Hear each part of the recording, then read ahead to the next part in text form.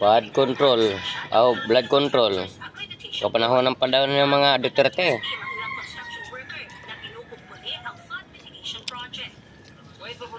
Kaya sa Biskaya, tauhan man nila. Hindi na presidente, nagkikialam pa eh. Oo. Hanggang sa pagka-presidente, nagkikialam pa sa batas. Morning. Yan ang ano. Yan ang delikado pag yan ang magpresidente ulit.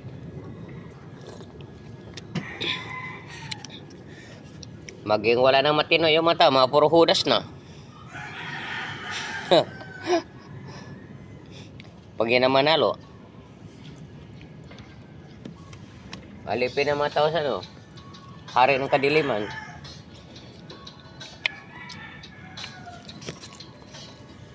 Yun yan.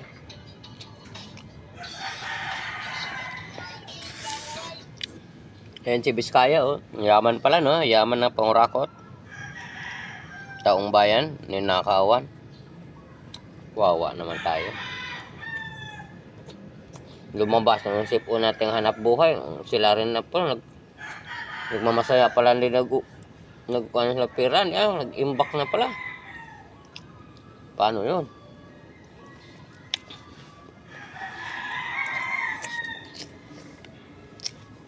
Nagpag-gitis-gitis lang tayo.